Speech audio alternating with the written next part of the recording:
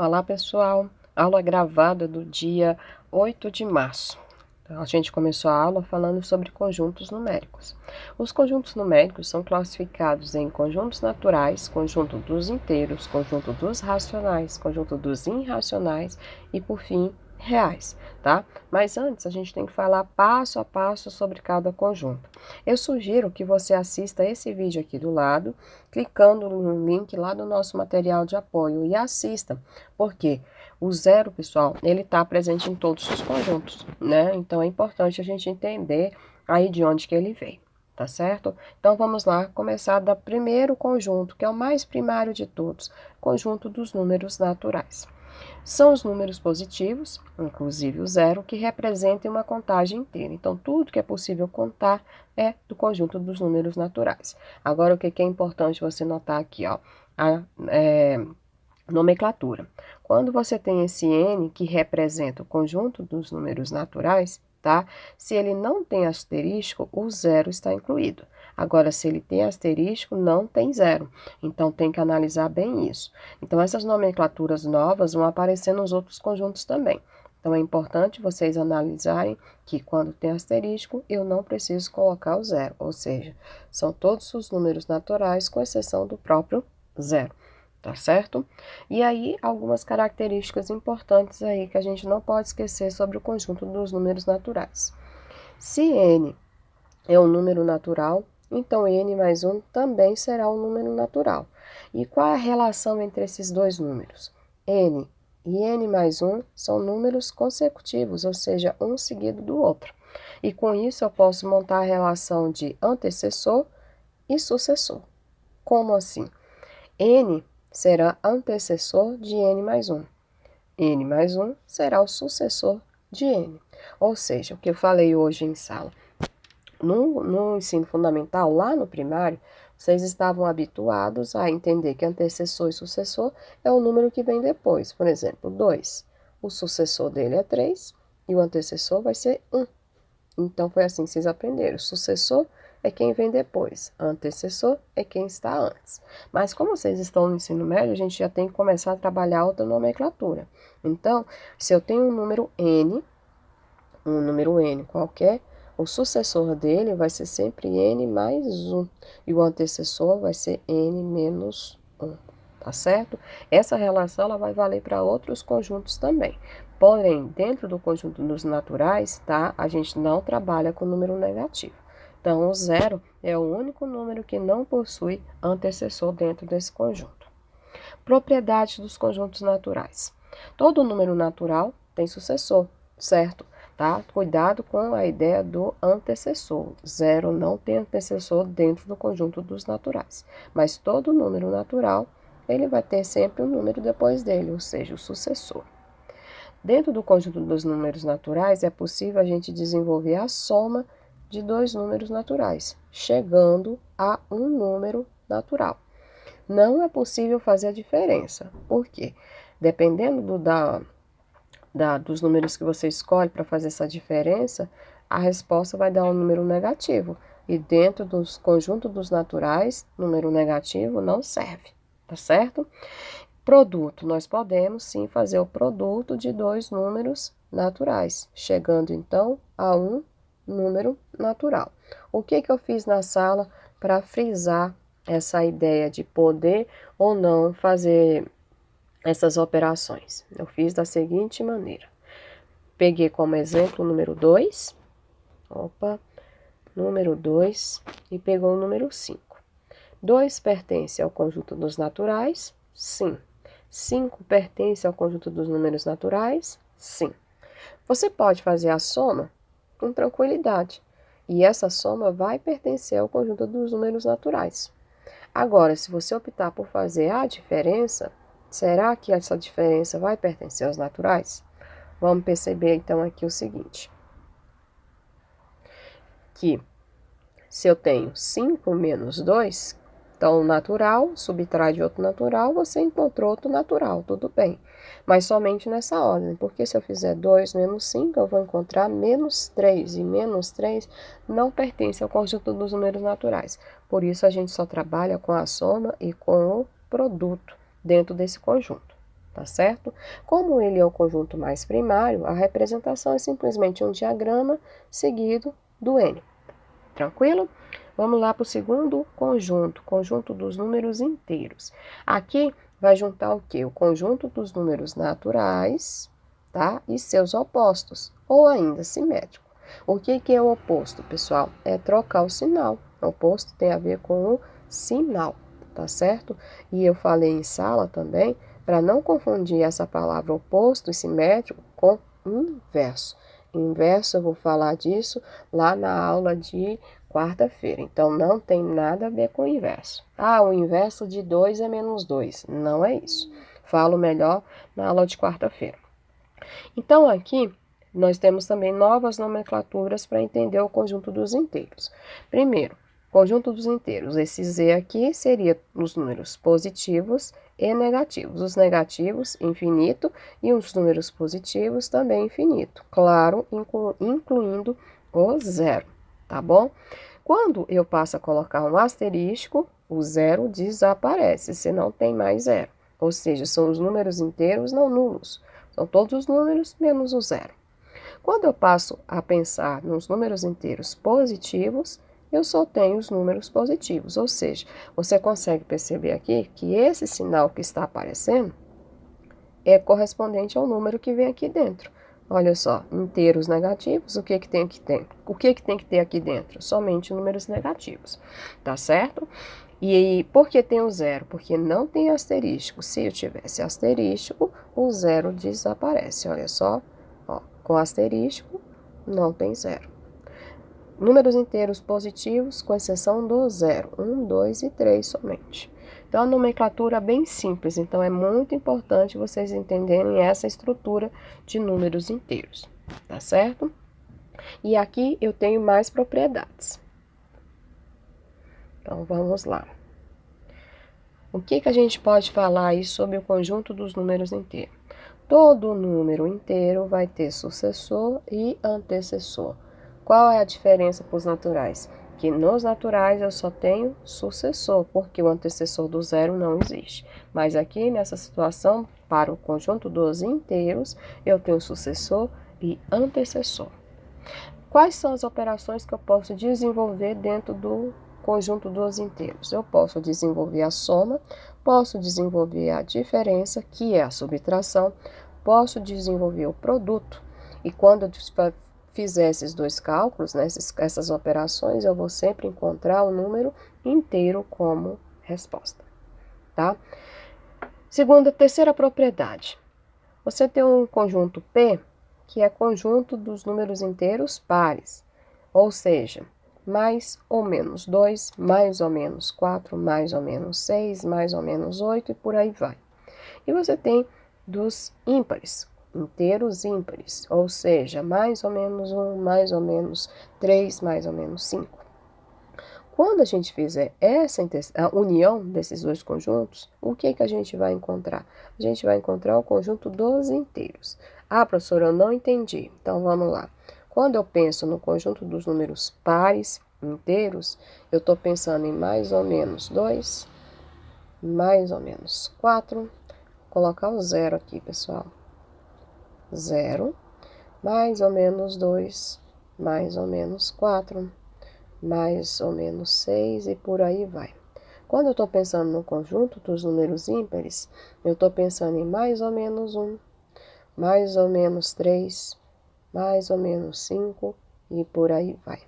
Quando eu faço P união com I, ou seja, o conjunto dos números pares unido com o conjunto dos números ímpares, eu vou encontrar o conjunto dos inteiros, tá certo? Porque vai juntar todos esses valores.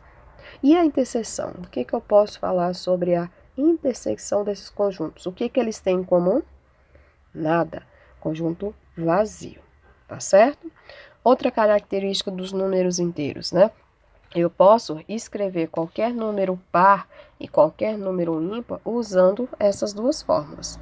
2n e 2n mais 1. Então, para escrever um número par, eu uso a fórmula 2n para qualquer n pertencente aos inteiros. Se eu quero escrever um número ímpar, eu uso 2n mais 1 para qualquer n inteiro. Professora, não entendi. Como que é essa história? Pessoal, esse n, ele é arbitrário. Você que vai escolher um valor para ele qualquer. Então, vamos supor que eu tenho n igual a 5. E eu quero escrever um número par. Para escrever um número par, eu uso a fórmula 2n. Substituindo o n no lugar no lugar do n, substituindo por 5, você vai ficar com 2 vezes 5, e aí eu tenho 10, que é par.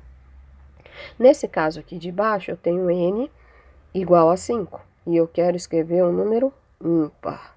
Agora joga na fórmula. Se eu quero escrever um número ímpar, vai ficar 2 vezes 5 mais 1, porque a fórmula é 2n mais 1. E isso vai me gerar o 11, que é ímpar. Então, são essas duas fórmulas que você usa para chegar em números pares ou em números ímpares, tá certo? Lembrando que n é arbitrário, de acordo com o exercício que você está fazendo ou com a lei de formação que você quer chegar, tá certo? E agora, eu vou apagar aqui.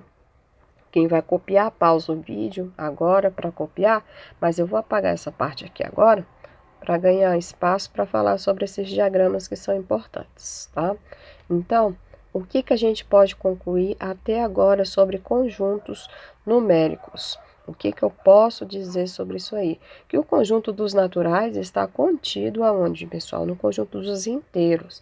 Então, o conjunto natural está contido no conjunto dos inteiros.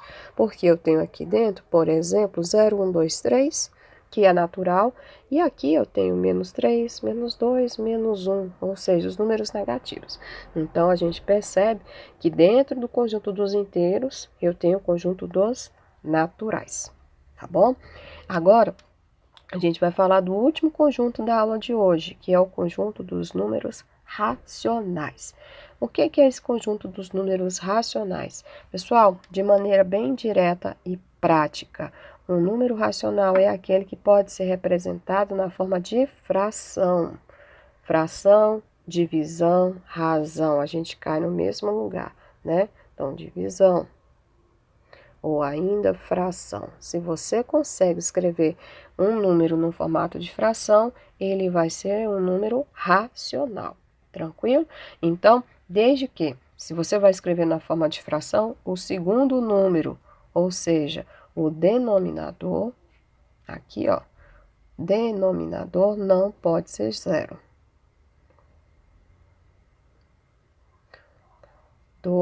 Diferente de 0, tá certo? Bem aqui, a gente usa a linguagem formal, ó. Essa aqui define bem o que é o conjunto dos números racionais.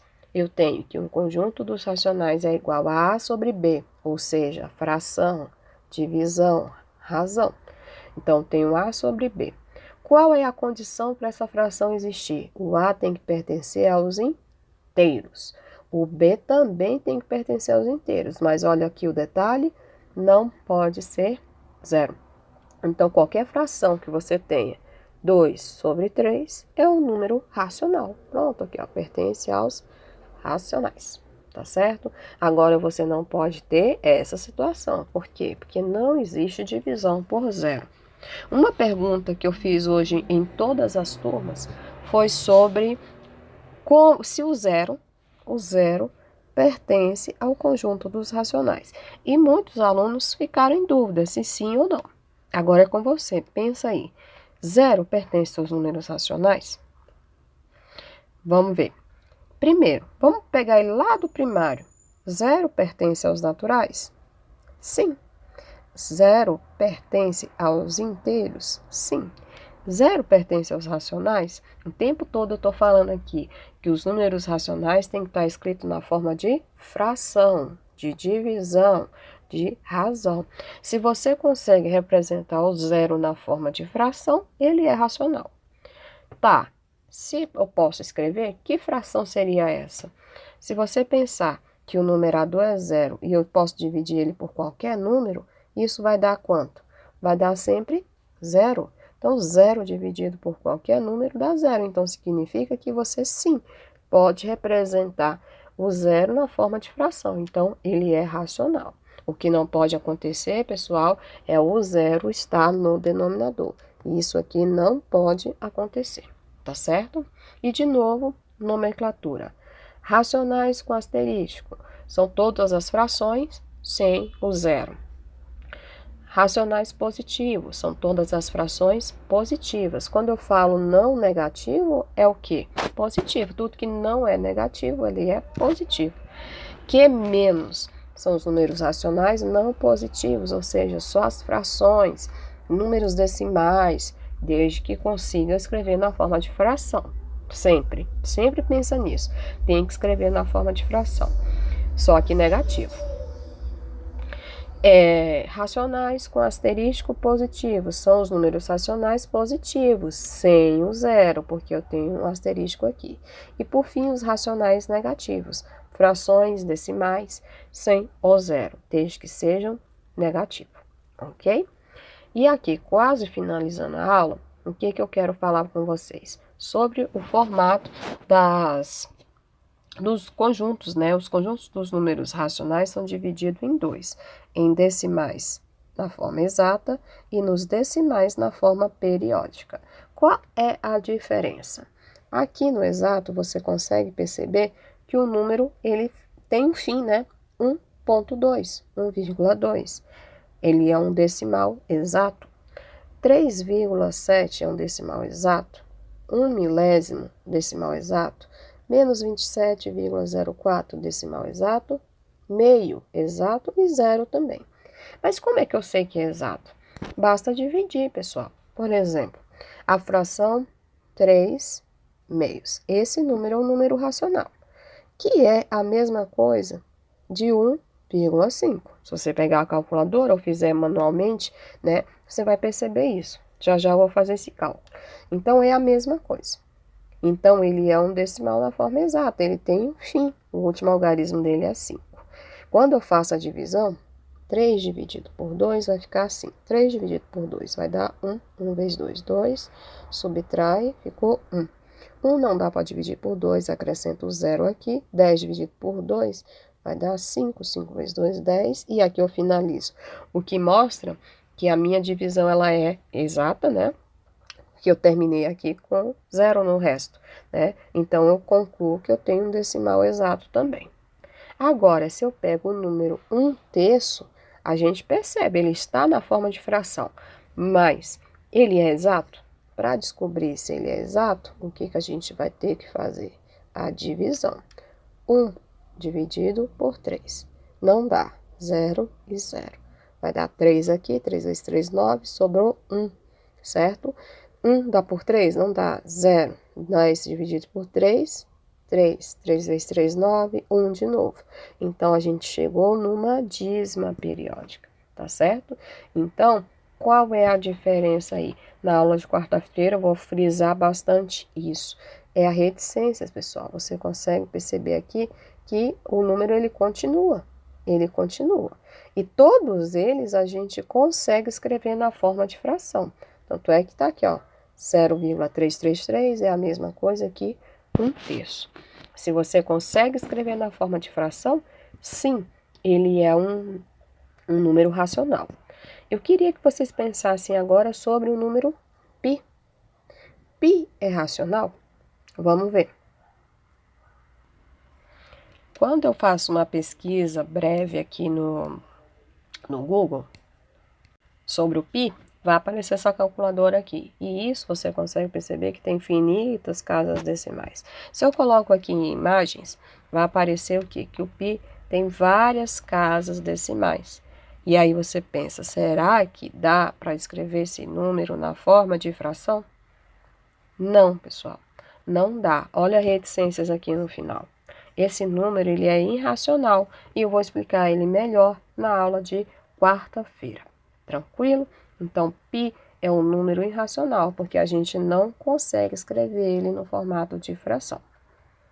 Voltando então lá para o nosso material, a gente tem que os números que a gente consegue escrever na forma de fração são os números racionais. Se você não consegue escrever na forma de fração, ele é irracional.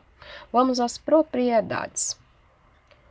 Propriedade dos racionais, muito parecido com o que a gente já viu antes. Dentro dos racionais, A soma de dois números racionais vai sempre gerar um número racional.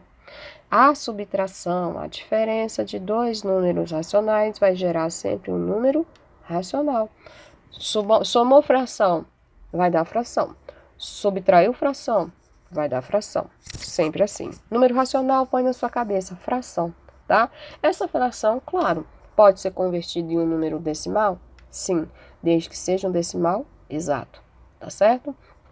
O produto de dois números racionais vai gerar o quê? Um número racional. A divisão de dois números racionais vai gerar o quê? Um número também racional, tá? Desde que o divisor seja diferente de zero. Ou ainda, né, se você estiver pensando na fração, esse denominador tem que ser diferente de zero, porque não existe divisão por zero. E para fechar esses três conjuntos de hoje, todo número inteiro x racional pode ser representado na forma de razão entre dois números inteiros. Então, qualquer número inteiro, ele vai ser também um número racional. Por quê? Porque eu consigo representar ele na forma de razão, na forma de fração entre dois números inteiros. Ou seja, o que a gente consegue perceber? Que o conjunto dos naturais está contido aí no conjunto dos inteiros, que por sua vez está contido no conjunto dos racionais, tá? Então, essa relação aqui é mega importante. Então, os naturais está contido dentro dos racionais, dos inteiros, que por sua vez está contido nos números racionais, tá certo? Eu vou exemplificar aqui com números para ficar mais claro para vocês. Eu tenho aqui 0, 0, 1, 2, 3, natural. Eu tenho menos 1, menos 2, menos 3, menos 4. Claro que eu tenho mais números, eu só estou representando. E aí eu tenho o conjunto dos inteiros, ok? E aqui eu tenho 3 meios, olha a fração, 0,25 negativo, olha a fração. Por que fração, professora? Eu estou vendo um decimal exato. Isso aqui é a mesma coisa que o quê, pessoal? 25 sobre 100, olha a fração, tá? O que mais aqui? A gente falou do 1/3. Todos os números que você consegue escrever na forma de fração, ó, 0,666, você consegue escrever na forma de fração, tá certo? E aí, eu mostrei hoje na sala e aqui talvez fique melhor. Se eu tirar essa linha aqui, pessoal, ó, essa linha, tô tirando, ó, você consegue perceber que a gente vai obter o quê? O conjunto dos inteiros. Por isso que a gente fala que é um subconjunto, ó. Tô apagando aqui para vocês perceberem. Isso aqui vai ser o conjunto dos inteiros, ó. Tirei os naturais. E ainda, vou aumentar aqui um pouquinho a minha linha. Se eu apagar o conjunto aqui dos inteiros, ó, apagando dos inteiros agora, você vai perceber que todos esses números também são o quê? Racionais, tá certo? Então, aqui acho que vai ficar ruim de apagar, mas acho que dá para vocês entenderem. Pronto, olha só. Então, todos esses números são naturais, são inteiros e também são racionais, tá certo? Para a próxima aula, pessoal, próxima aula, quarta-feira, o que vocês devem esperar? Como representar um número decimal na forma infinita, tá? Que é esse 0,666 que eu coloquei agora há pouco. Vocês também vão aprender mais sobre os números irracionais. E, finalmente, números reais. Pessoal, exercício bem bobinho para vocês fazerem. Página 34, questão 21, página 37, questão 6. Somente isso, tá certo? Bom dia para vocês, bom resto de segunda-feira e até mais.